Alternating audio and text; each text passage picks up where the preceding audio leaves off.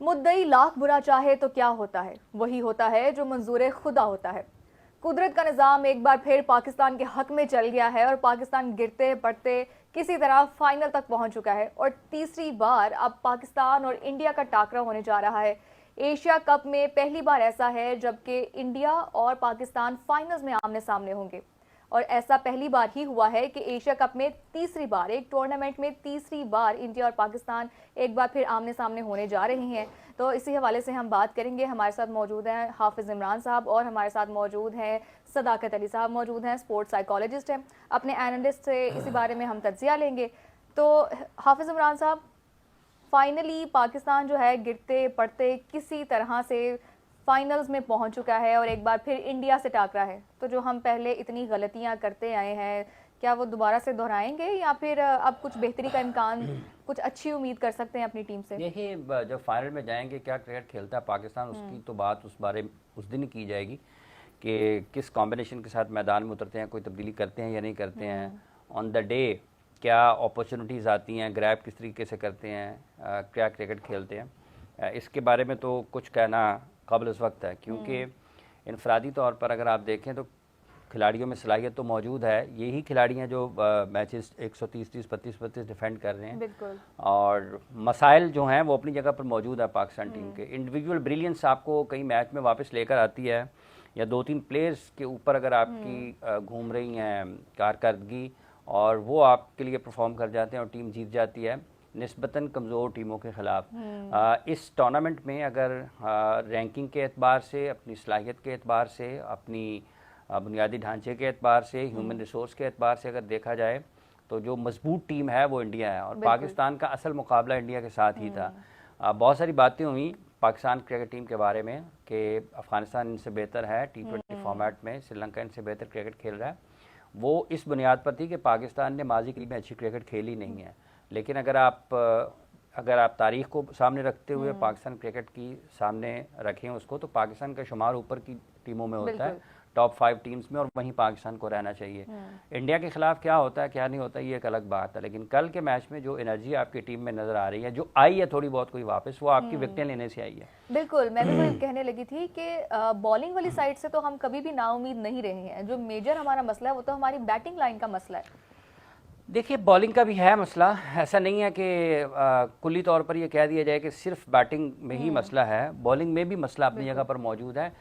शाहीन आफरीदी पहले ओवर में विकेट लेते हैं तो पाकिस्तान की टीम रिस्पॉन्ड करती है मुख्तलिफ अंदाज में। शाहीन को अगर विकेट नहीं मिलता तो पाकिस्तान की टीम रिस्पॉन्ड करती है मुख्तलिफ अंदाज में, और शाहीन को दूसरे एंड से वो सपोर्ट मिलता है या नहीं मिलता।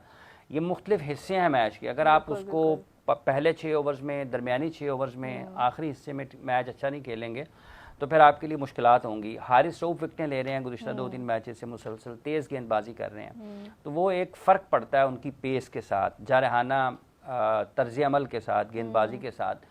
सो ये हिस्से हैं मैच के। जो अपॉर्चुनिटीज़ जिन टीमों के खिलाफ भी खेले हैं, जब आई हैं उनको ग्रैब किया है तो आपको नतायज अपने हक में जाते हुए नजर आए। अच्छा हाफिज साहब, हारिस रऊफ के हवाले से आपके पास कोई अपडेट है? क्योंकि कल हमने मैच में देखा कि बॉलिंग करते हुए उनको मुश्किल हो रही थी, उसके बाद उन्होंने बॉल किया, उसके बाद वो किया। तो क्या इस मैच में कोई उनका अभी देखिए, अभी आज का दिन भी है, कल का दिन भी है, और अगर बिल्कुल जब वो गिरे हैं बॉल करते हुए उसके बाद भी अगर उन्होंने बॉलिंग कर ली है तो बज़ाहिर तो यही है ना कि उनकी फ़िटनेस वो मसला नहीं होगा कि 2 दिन के बाद होने वाले मैच में वो पाकिस्तान टीम का हिस्सा ना हो। बज़ाहिर तो यही है। और पाकिस्तान क्रिकेट बोर्ड ने भी मेरा ख्याल उस हवाले से कोई अपडेट किया नहीं है कि खुदा न खास्ता कुछ किस्म का मसला है।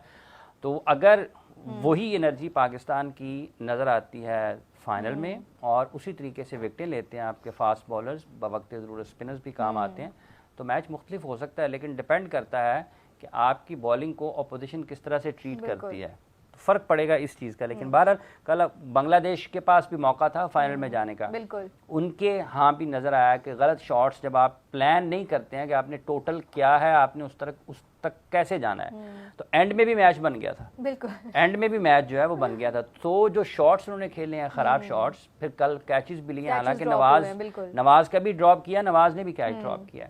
सो पाकिस्तान के नुक्ता निगाह से चूँकि हम जीत गए हैं तो पाकिस्तान के अंदाज से चीज़ें बेहतर चल रही हैं। लेकिन असल मुकाबला पाकिस्तान का फाइनल में 2 पहले भी जो असल मुकाबले थे वो भारत के साथ ही थे। बिल्कुल। और भारत को अगर पाकिस्तान फाइनल में हराता है तो पाकिस्तान के 24-25 करोड़ लोगों के लिए एक बहुत बड़ी खुशी होगी। बिल्कुल, एग्जैक्टली। अच्छा अब्दुल रहमान साहब, हम आपके ऊपर आते हैं। अगर हम स्पोर्ट्स साइकोलॉजी की बात करें, जैसा कि हाफिज साहब ने कहा था कि अगर शाहीन फर्स्ट ओवर में विकेट ले जाते हैं तभी हमारी टीम एक अच्छे परफॉर्मेंस देती है, वरना अगर नहीं लेके जाते तो उनके लिए अच्छा परफॉर्म करना बहुत मुश्किल हो जाता है। एक मोमेंटम आ जाता है शाहीन अफरीदी की विकेट से। तो ये क्या मतलब साइकोलॉजी है कि अगर वो अच्छी विकेट, अगर वो पहले ओवर में विकेट नहीं लेंगे तो क्या हमारी टीम परफॉर्म नहीं करेगी? क्या इस तरह की साइकोलॉजी को टैकल करने के लिए क्या ज़रूरी है हमारी टीम के लिए ना? देखिए, मैच के दिन जो इतना बड़ा मैच होता है ना, उसमें मेंटल फिटनेस जो है वो बहुत काम आती है कि किसी की मेंटल स्ट्रेंथ कितनी है। और जो साइकोलॉजी है वो उसको कहते हैं कि ये टिप ऑफ द आइसबर्ग है, कि साइकोलॉजी आपको आखिरी 19-20 का फ़र्क आपका पार कराती है, उसके पीछे जो फिजियोलॉजी है वो आपकी सुप्रीम है। तो फिजियोलॉजिकली जैसे आप हाफिज रहमान साहब, आप बोलते हैं कि स्किल सेट हमारा मेजर चीज़ है ऊपर है ना, बेसिक चीजें और स्किल सेट तो लेके बिल्कुल। आते हैं ना प्लेयर्स मैच के दिन, और वो टैलेंटेड होते हैं तो वो यहाँ तक पहुँचते हैं, लेकिन उस दिन जिसकी मेंटल फिटनेस होती है वो उसको 2 इंच आगे ले जाती है। शाहीन की जो पहले ओवर की विकेट है वो एक एक्सपेक्टेशन होती है शाहीन की खुद भी और बाकी सब लोगों की भी, टीम मेंबर्स की भी और मुल्क एक की भी, मोमेंटम आ जाता है टीम क्योंकि में। वो शायद तकरीबन 21 से 22 दफा फर्स्ट ओवर में विकेट ले चुके बिल्कुल, हैं। उनके बारे में मशहूर है। तो लेकिन जब वो नहीं होता तो वहां पे अपने आप को कंपोज रखना कि कोई बात नहीं, फिर दूसरा ओवर भी है, फिर तीसरा ओवर भी है, वहां पे मोरल डाउन ना हो जाना कि मुझे पहले ओवर में विकेट नहीं मिली या मुझे पहले ओवर में कुछ बाउंड्रीज पड़ गई, क्योंकि इंडिया इसको अटैक करता है कि पहले ओवर में इसको विकेट नहीं देनी और पहले ओवर में ही इनको कोई छक्का या चौका मार के इसका मोरल डाउन कर देना है। तो मोरल का जो रोल प्ले है किसी भी मैच के अंदर, उसको कोई अंडर एस्टिमेट नहीं कर सकता। इंडिया पाकिस्तान का जो हाई प्रेशर मैच होता है जिसमें 80 से 90% क्राउड इंडिया का आ जाता है स्टेडियम के अंदर, ये कई मरतबा ये इंडिया पे भी प्रेशर डाल देता है क्योंकि उनका क्राउड भी उन पे बहुत प्रेशर डालता है। लेकिन जब वो सारे दूसरी टीम के जैसे लिए कि हमने root कर रहे 2023 होते के फाइनल में देखा था वर्ल्ड कप में कि वो जो क्राउड है वो सारा जब खामोश हो गया Overwhelm था हो जाते हैं ना तो बहुत ज़्यादा। वो ओवरवेलम हो गए थे। और पिछले मैच में ये इंडिया में देखने में आया कि इंडियन प्लेयर्स ने बहुत ज़्यादा कैचेस ड्रॉप किए थे, वो कैचेस ड्रॉप प्रेशर में कर रहे थे, और जब एक हो जाता है तो फिर दूसरा भी हो जाता है, फिर तीसरा भी हो जाता है, और फिर वो एक पैटर्न चल पड़ता है। So on the day players need to first of all believe कि वो कोई मिनो टीम की तरह परफॉर्म करने की ज़रूरत नहीं है, इंडिया का कोई बहुत ज़्यादा सर पे हवा सवार करने की ज़रूरत नहीं है। वो अच्छी टीम है, लेकिन पाकिस्तान भी फाइनल में है, वो भी फाइनल में है, तो तकरीबन फिर आप बराबर ही हुए कि आप एक फाइनल के स्टेज के ऊपर खेल रहे हैं। तो ये अपना जो मेंटल ब्लॉक है उसको पार करना बड़ा ज़रूरी है। और फिर आप देखते हैं कि इनकी बॉडी लैंग्वेज बदल जाती है, फिर इनका गेम प्ले बदल जाता है, इनका नेचुरल जो टैलेंट है वो बाहर आने लग जाता है। मेंटली ईज होगे आप तो फिर आप ज़्यादा अच्छा परफॉर्म कर सकते हैं। फिर आपके ऊपर ये प्रेशर जब आप हटा लेते हैं ना कि लोग क्या कहेंगे, मैंने कैसी शॉट खेली, इस पे तबसरा बहुत होगा, ये प्रेशर प्लेयर को बहुत पीछे ले जाता है। कुछ प्लेयर्स नेचुरली बहुत अच्छे होते हैं स्ट्रेस को हैंडल करने के लिए। हिस्ट्री में ऐसे कई प्लेयर्स के नाम हैं कि जो जब साइकोलॉजी पे अभी इतना फोकस नहीं भी था टीम्स का, तो उन लोगों की स्ट्रेंथ जो है वो बहुत ज़्यादा थी।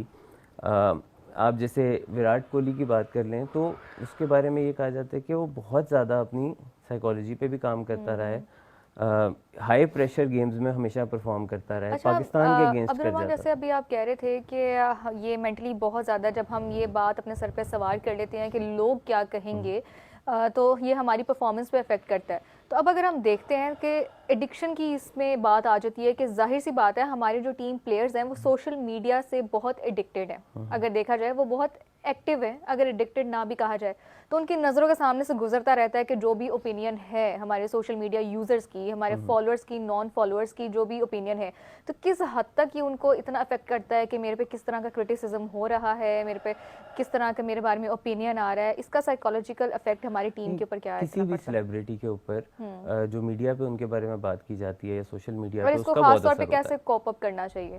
तो सिर्फ ये स्पोर्ट्समैन तक नहीं है, किसी भी सेलिब्रिटी पे सोशल मीडिया का एक प्रेशर होता है कि लोग उस पर क्या कहते हैं।